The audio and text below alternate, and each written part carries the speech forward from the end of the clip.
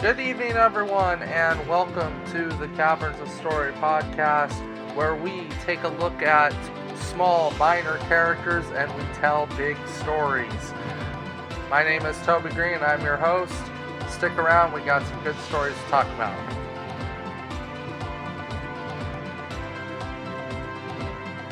Alright, welcome everyone to the Caverns of Story podcast. First podcast on the air.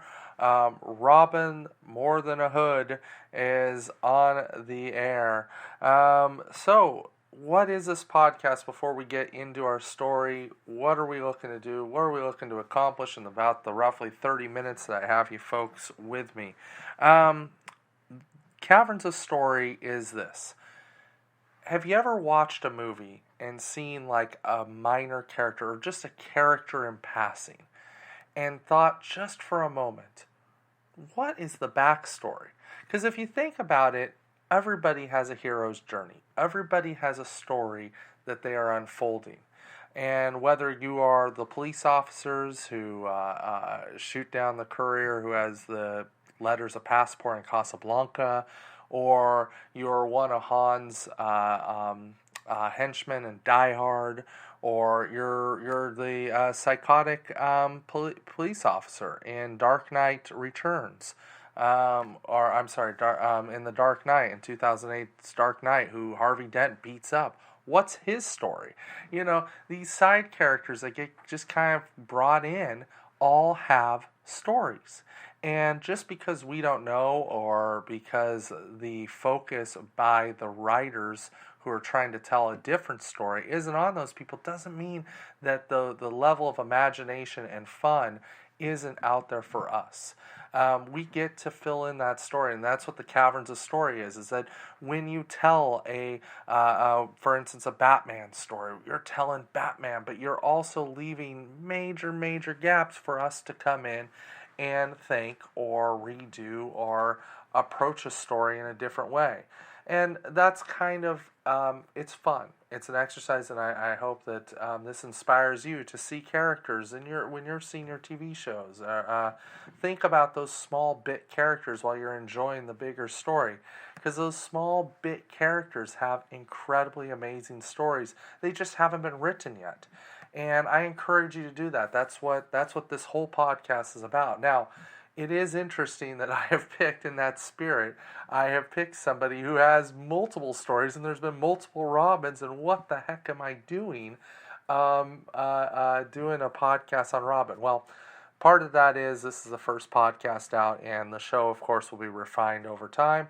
And the other part is I've always felt very strongly that there was a better Robin story to be told. Now, let me put it out there. Of course, I don't think that I'm the one telling, but I do have enough ego to say this is what my thought is on what would be kind of a cool Robin story.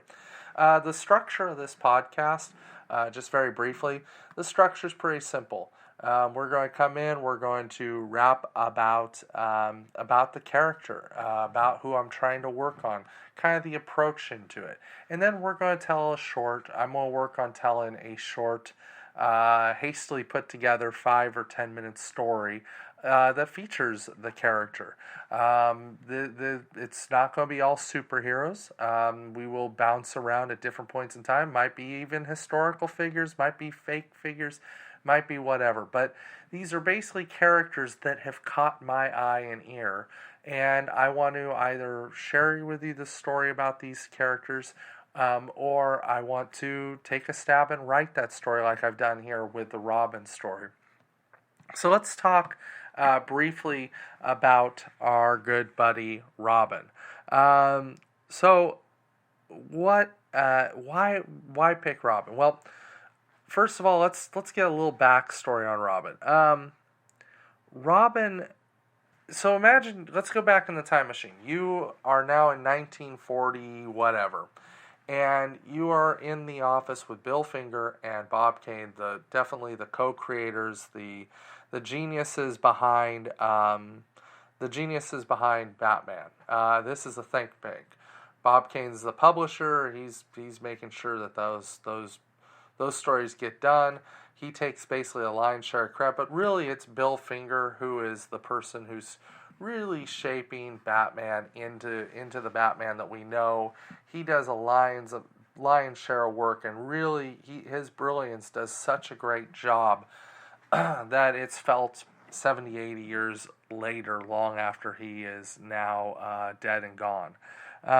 So the two of them, as near as Wikipedia can kind of tell us, basically had sat down. They had run into a problem. They had been doing the comic for about a year or two, and it was fine. Batman was rounded into form. Again, Finger had really laid the groundwork for him to have the Dark Knight persona. Really made him Sherlock Holmes in a cape and cowl. That's kind of where Finger was always with it, which I've always felt in the Batman story is my favorite part of Batman. He is figuring things out. Now, that's all well and good, but how many times can you draw a thought bubble over Batman's head to have him figure out stuff? Basically, the beat in those early stories went something like this. The bat signal goes up. He goes and meets with Commissioner Gordon. There's a problem. He's going to figure it out. The police, for some reason, can't figure it out. Batman figures it out. But all of this is happening inside Batman's head. So it's a lot of internal monologue. And Robin allowed them to get away from those internal monologues, which is why when Frank Miller did The Dark Knight Returns, when he did The Dark Knight Returns, he was able to go back to a lot of those early internal monologues because Robin, they got him completely out of the picture. But Robin is perhaps the character should be credited the most with saving Batman. If you don't have Robin, sales don't double. So basically they had sales at one point, whatever they're at, probably not terrible, but when Robin comes along, boom, the sales just take off like gangbusters because as they figured out, as Finger remarked, I've got my Watson.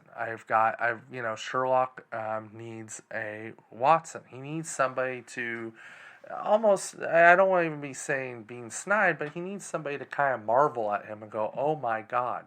And if you really want to see how the Batman-Robin relationship does, well, obviously go and look at Batman 66, which gives you a tremendous read into their relationship.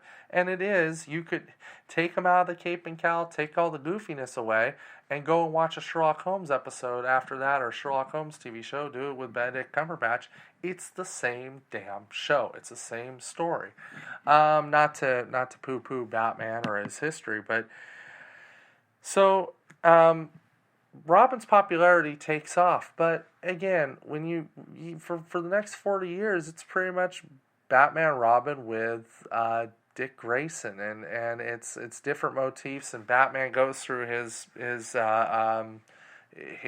looser eras, his post comic book era, comic book code era in the 50s. He goes down all these different areas. Dick Grayson and Robin is always by his side. But as you start getting into the 80s with a whole different culture, whole different understanding of thinking, Robin falls off, and The Dark Knight Returns does a lot of damage to Robin. Because basically at this point, Robin is the motivating factor that causes Batman to step aside and not be Batman anymore. And this makes Batman ungrounded. He's not having to explain to a 13-year-old or an 8-year-old or a 15-year-old what's going on, which is what made Dark Knight Returns so amazing. Was you're used to Batman having to sit down with Robin and explain to the detail what he's going to do and how he's going to do it. Once he starts talking to Robin, he's got a solution in hand. And Dark Knight Returns strips that away, so Batman's literally talking to himself. He's literally calling himself, he's saying things like, Dick, Two-Face used to make fun of you, called you the boy hostage, you hated that. And there's a real callback to another era that long since passed. And, that's all great and good, but there is still room to tell, and they've brought in different. And basically, what DC does now, as near as I can tell, with Robin is, it's like Doctor Who. Basically, every few years, DC will swap out Robin. It's usually the same type of story. It's some kid who needs to prove or finds out that Batman is Bruce Wayne, and Bruce Wayne takes him under his chin, which takes him under his wing. I'm sorry. Which, if you'd add this up, Bruce Wayne at this point's 100 and, Bruce Wayne's, he's about 110 years old with all the Robins that he takes under his tutelage. This story, forewarning that I'm about to tell, I have a couple things I'm going to go with it, but this story, I want you to understand, has a different Robin. I chose not to go, at least with the classical sense of a Robin. The questions that I am trying to answer, and just to tease it before we actually break into the podcast, break into the story.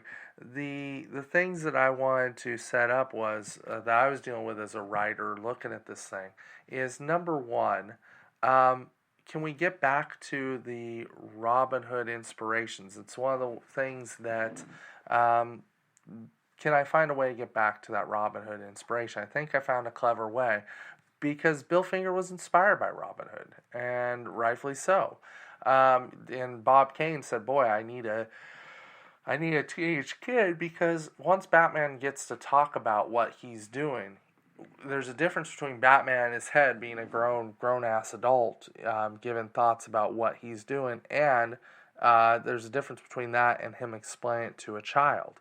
So it's just a different thing. So I felt very strongly that Robin wasn't about a goddamn bird, which to me, watch Batman Robin if you must sometime. It is always kind of a laughable thing to have Batman and Robin, a bird and a bat, and to hear Uma Thurman say "little bird" to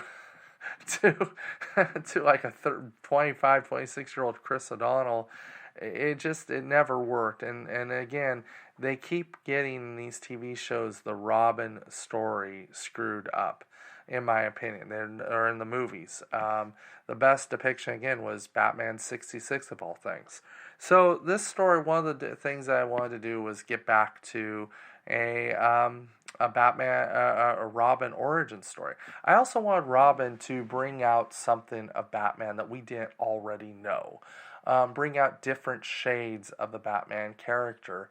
I think that if you're telling a Batman story, if you're telling it in fan fiction, or you're going to watch it, the issue is Robin bringing something out of Bruce Wayne that we didn't know before.